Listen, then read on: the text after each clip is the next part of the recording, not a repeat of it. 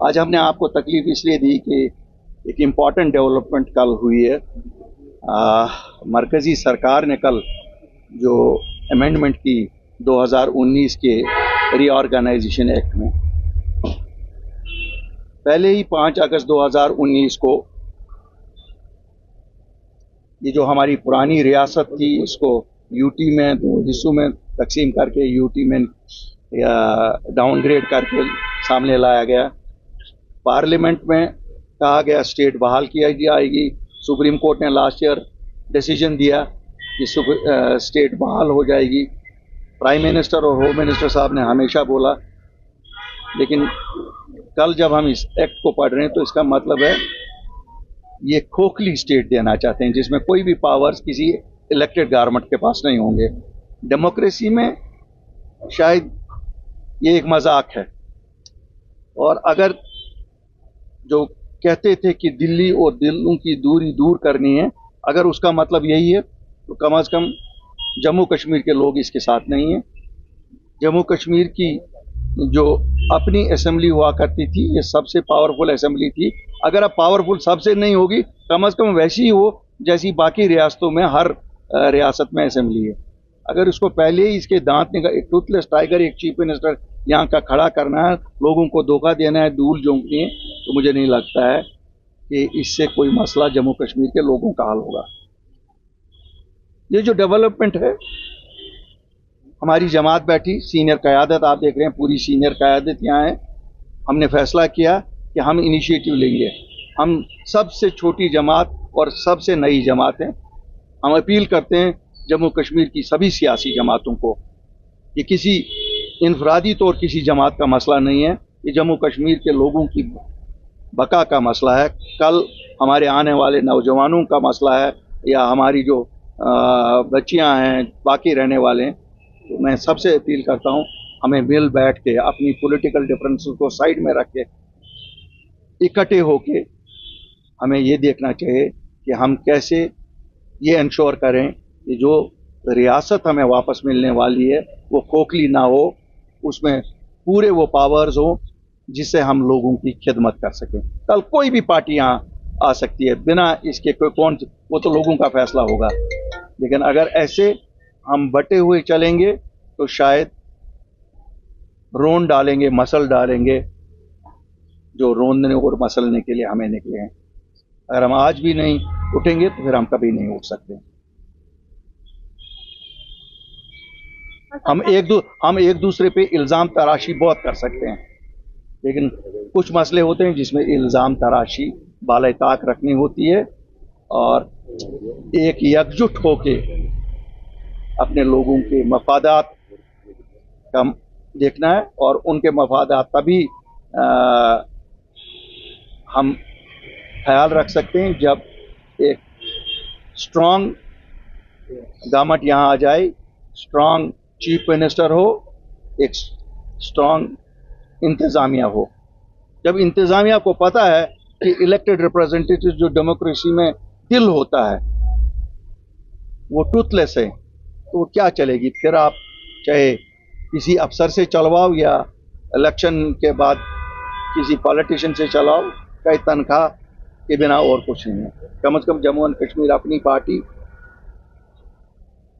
ने इस इलेक्शन के बाद ये तय किया हुआ है कि हमें अपने लोगों के मसले मसाइल उजागर करने चाहिए और जद्दोजहद करनी चाहिए। हमने सबसे पहले कोशिश की कि रीअप्रोचमेंट हो दिल्ली और कश्मीर के दरमियान, लेकिन वन साइडेड रीअप्रोचमेंट नहीं हो सकती है। इंजीनियर रशीद साहब 5 लाख वोट लोगों ने दिए, शर्मिंदगी की बात है, अभी तक रहा नहीं हुए हैं। क्या आवाज नहीं सुन रहे हैं वो ताकतें? इंजीनियर रशीद साहब को जो वोट गया वो हर माँ का वोट था, वो हर बहन का वोट था, हर नौजवान का वोट था। क्योंकि जिस तरह से पकड़ दकड़ चालू है, जिस तरह से पासपोर्ट बंद है, जिस तरह से नौकरियों की वेरिफिकेशन बंद है, जिस तरह से हमारे हजारों नौजवान इस वक्त भी जेलों में बंद है, बाहर बंद है, हम हर बार ये मसला उठाते रहे हैं। ये नहीं है आज, तब भी जब हम उठाते थे तब भी हम इसलिए उठाते थे तो हमारी तरह एक पॉलिटिशियन है। क्या बात है, क्यों नहीं उसको छोड़ा जा रहा? अगर डेमोक्रेसी में लोग बोलते हैं तो फिर लोगों ने बोला ना। किसकी हार हुई, किसकी जीत हुई, छोड़िए। लोगों ने एक बार फिर डेमोक्रेसी पे अपना यकीन जताया। दिल्ली को रिस्पॉन्ड, अगर दिल्ली का रिस्पॉन्ड ये है कि रीऑर्गेनाइजेशन में और पावर्स खत्म कर दो, जो कल को ये लोग किसी को इलेक्ट करेंगे उनको टूथलेस रखो, तो हमारी पार्टी इसके साथ नहीं है। और हम इस पे बात करते रहेंगे, आपस में भी सलाह मशवरा करेंगे, और हम बाकी जो हमारी सियासी जमातें हैं उनके साथ भी बात करते रहेंगे। और मुझे उम्मीद है, मैं अपील करता हूं उनसे, वो हम सब इस एक विषय पे कि कैसी स्टेट होनी चाहिए, कौन से पावर्स होने चाहिए, वही पावर्स, हम कोई अलग पावर्स नहीं मांगते। हम 370 वाले पावर्स नहीं मांगते। आप तो वही दे दो ना जो रेस्ट ऑफ द कंट्री में है, वो भी नहीं देना चाहते हो। हम कोई दारुल खिलाफा नहीं है कि आप कहोगे दिल्ली में, जी हाँ वो है, वहाँ दारुल खिलाफा है, वहाँ दिल्ली की एक डिफरेंट पोजीशन है। साहब यहाँ से शुक्रिया। कहते हैं कि देर आए दुरुस्त आए, क्योंकि आपने सभी पॉलिटिकल पार्टीज को इनवाइट किया है कि इस मैटर पे या बाकी इशू जो है उस पर आप एक टेबल पे डिस्कस करें जो लोग फेस करें। लेकिन यहाँ ऑलरेडी PAGD का एक प्लेटफॉर्म है, आप उस पर एडवोकेसी करेंगे? देखिए, PAGD को PAGD बनाने वालों ने ही किया है। इस वक्त मैं नहीं चाहता हूं कि हम जख्मों को पूरे दें।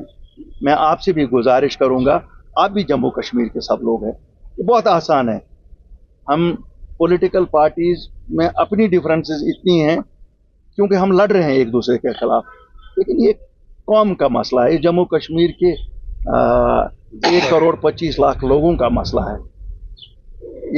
ये हिंदू का मसला भी है, मुसलमान का मसला भी है, सिख का मसला भी है, हर एक का मसला है। इसलिए इस पे हमने पहल की। बाकी थोड़ा सा ऐड करना चाहता हूँ, आप किन पार्टीज की बात कर रहे हैं कि उनको यूनाइटेड होना चाहिए? तमाम जम्मू कश्मीर की पार्टी, तमाम जम्मू, क्योंकि ये सभी को इफेक्ट करता है। वो बिल्कुल, क्यों नहीं, सब हम सभी जम्मू कश्मीर की जमातों को अपील करते हैं। नहीं, मैं तो अपील उनको करता हूँ। इनवाइट की क्या बात है, देखो हम छोटे हैं, शायद छोटा, दिस इज एन ओपन, वो बुलाए हैं, उनके पास हम जाके बैठेंगे। हमें कोई ये नहीं है कि हमारे पास ही आके बैठे, हम उनके पास जाएंगे। ये दो चीजें आप भी सब समझ लीजिए, बहुत छोटा मसला है। 13 जुलाई के शहीद हैं, छुट्टी नहीं देनी है, नहीं दे दो, आपने कैंसिल किया, फातिहा पढ़ने भी नहीं देंगे। ये तो these are certain small things. अगर टॉलरेंस इतनी भी नहीं है कि मकबरे पे कहीं कोई जाएगा, कल को ऑर्डर निकलेगा अपने वालिदैन के मकबरों पे नहीं जाओ, तो फिर क्या करें? तो वो हालत तो वहीं की तरफ जा रही है। हमने तो बहुत कोशिश की, ये नहीं मैं बताऊंगा, हमने जितनी कोशिश की, और मैं आज भी बताऊंगा, अल्लाह का शुक्र है हमें एक ही सेटिस्फेक्शन है, हमने गाली गलोच हर एक चीज बर्दाश्त की, लेकिन कम से कम उस वक्त शायद वैल्यू था उस चीज का। हमने जमीनों का प्रोटेक्शन लाया, हमने नौकरियों का प्रोटेक्शन लाया। ये सरकार तो वो भी नहीं देती, और अगर आज ऐसा ही चलता रहा कल को वो भी ले जाएंगे। इसीलिए ये सभी जमातों पे इस वक्त जिम्मेवारी बनती है। देखो, हमने लाया, उस वक्त शायद प्रेशर था, हमारे प्रेशर में या लोगों का प्रेशर था कि कोई पॉलिटिकल पार्टी सामने नहीं आ रही थी। हम आए, हमने तो कुछ लाया, हम खाली हाथ वापस नहीं आए। आज तो ये पार्टीज ने अभी बताया कि हम बाइकआउट करेंगे इलेक्शंस का, क्योंकि यहाँ पर यूपी के अंदर इलेक्शन लड़ना ये मतलब बता रहा है कि हम उनके गुलाम बनेंगे। तो आपने क्या डिसाइड किया? देखिए, मैं आपको एक चीज बताऊंगा, मैंने अपील की है सभी पार्टी से, हम सभी पार्टीज के साथ बैठेंगे और जो यूनानिमस फैसला होगा हम उनके साथ जाएंगे। हम इंडिविजुअल अगर मैं पहले ही कहूंगा फिर किस लिए मैं उनको बुला रहा हूँ? ये यूनानिमसली होना चाहिए, जो भी होना चाहिए यूनानिमसली होना चाहिए, और जो यूनानिमसली हो जाएगा, अगर यूनानिमसली ये होगा कि उठा के छलांग मारो दरिया में, आई थिंक वो बेहतर होता है उससे कि नहीं साहब हमें कोई और चीज करनी चाहिए। साहब, इस ऑर्डर में ऐसा कुछ नहीं है जो बाकी यूटीज में नहीं है। यूटी में डेवल्यूशन ऑफ पावर देखे तो इसी तरीके का होता है। तो क्या इस ऑर्डर के आने से ये बात साफ हो रही है कि एक लंबे समय तक स्टेटहुड नहीं मिलेगा, यूटी कंटिन्यू रहेगी? देखिए, इस ऑर्डर के से दो चीजें होती हैं। एक, 2019 कि रीऑर्गेनाइजेशन एक्ट में आज क्यों जरूरत पड़ी, अमेंडमेंट करने की जरूरत क्यों पड़ी। इसका मतलब है दाल में कुछ काला है। इसका मतलब है सुप्रीम कोर्ट को हुडविंक किया जाता है, पार्लियामेंट को हुडविंक करने की कोशिश की जा रही है कि स्टेटहुड आ रही है, it would be only it would be a fake state. हमने अभी मुंतजर साहब ने भी 10 दिन पहले जब कहा, हमने उस दिन भी ये कहा कि साहब वो हमें मंजूर नहीं है, जिस दिन बजट इन्होंने ट्रांसफर किया था पुलिस का MHA के साथ। हम सब की जिम्मेवारी है कि हम जिसकी अकल में जो आए इश्यूज उठाए। Let the entire leadership, political leadership of Jammu and Kashmir sit together and take a decision what is in the interest of people. It is not ये अकलीकुल स्टोरी ये थी ऐसी। हमारे सीनियर लीडर अभी यहाँ बहुत सीनियर लीडर भी है इस रियासत में, हम शायद खुशकिस्मत भी हैं कि अभी हमें सीनियर भी हैं। तो देखिए जो करना तो पड़ेगा।